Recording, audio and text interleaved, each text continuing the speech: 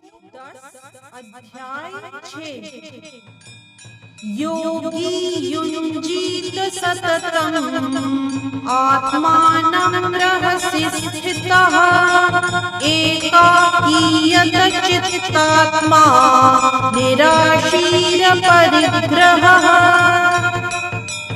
इस श्लोक में श्री कृष्ण अर्जुन को कहते हैं, योगी को चाहिए कि वह सदैव अपने शरीर, मन तथा आत्मा को परमेश्वर में लगाए, एकांत स्थान में रहे और बड़ी सावधानी के साथ अपने मन को वश में करे।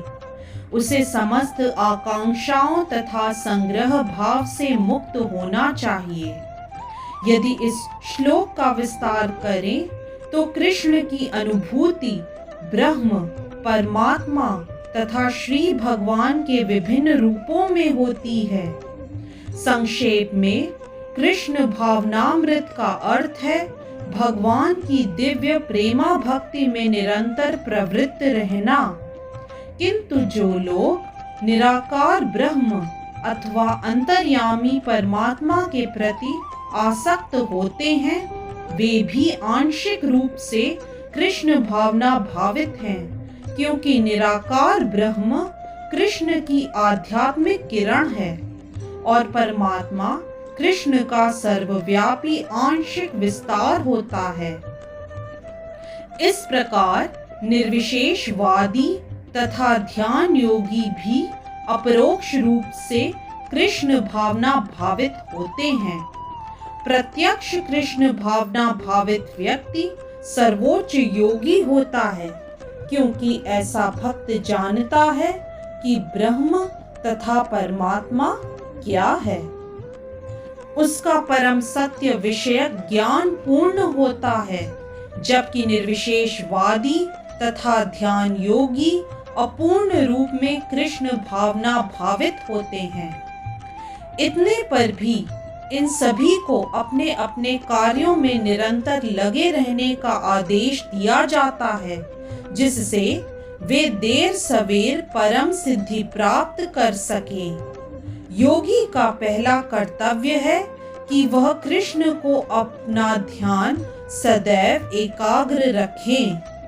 उसे सदैव कृष्ण का चिंतन करना चाहिए और एक क्षण के लिए भी उन्हें नहीं भूलना चाहिए।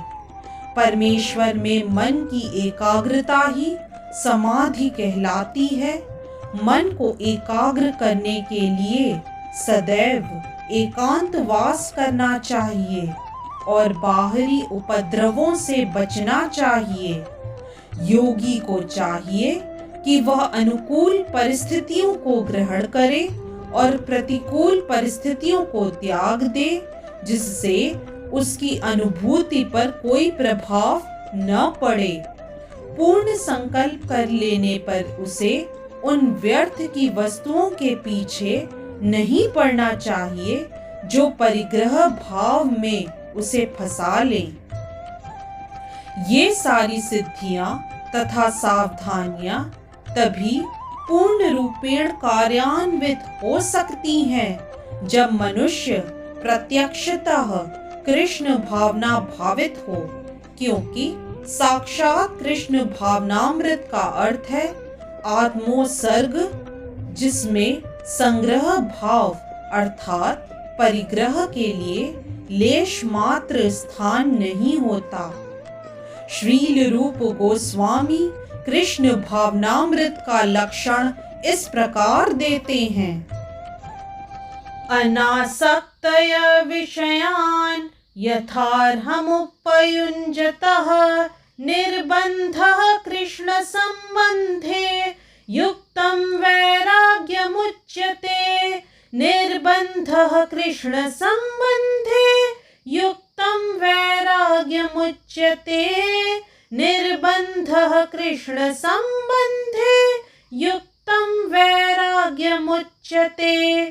प्रापञ्चिकतया बुद्धया हरिसम्बन्धिनः वस्तुनः मुमुक्षुभिः परित्यागो वैराग्यं फल्गु कथ्यते। मुमुक्षुभिः परित्यागो वैराग्यम फल्गु कथ्यते मुमुक्षुभिः परित्यागो वैराग्यम फल्गु कथ्यते। अर्थात जब मनुष्य किसी वस्तु के प्रति आसक्त न रहते हुए कृष्ण से संबंधित हर वस्तु को स्वीकार कर लेता है, तभी वह परिग्रहत्व से ऊपर स्थित रहता है। दूसरी ओर जो व्यक्ति कृष्ण से संबंधित वस्तु को बिना जाने त्याग देता है, उसका वैराग्य पूर्ण नहीं होता। कृष्ण भावना भावित व्यक्ति भली भांति जानता रहता है कि प्रत्येक वस्तु श्री कृष्ण की है। फलस्वरूप वह सभी प्रकार के परिग्रह भाव से मुक्त रहता है। इस प्रकार वह अपने लिए किसी वस्तु की लालसा नहीं करता। वह जानता है कि किस प्रकार कृष्ण भावनामृत के अनुरूप वस्तुओं को स्वीकार किया जाता है और कृष्ण भावनामृत के प्रतिकूल वस्तुओं का परित्याग कर दिया जाता है। वह सदैव भौतिक वस्तुओं से दूर रहता है, क्योंकि वह दिव्य होता है और कृष्ण भावनामृत से रहित व्यक्तियों से किसी प्रकार का सरोकार न रखने के कारण सदा अकेला रहता है। अतः कृष्ण भावनामृत में रहने वाला व्यक्ति पूर्ण योगी होता है।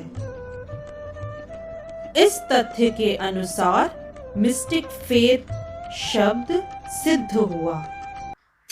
इस तरह से श्लोक 10 अध्याय 6 की व्याख्या यही संपन्न होती है। जय श्री कृष्णा। यदि आज का वीडियो आपको पसंद आया तो कृपया लाइक, सब्सक्राइब, कमेंट और शेयर करना न भूलें। चैनल का नाम है मिस्टिक फेथ।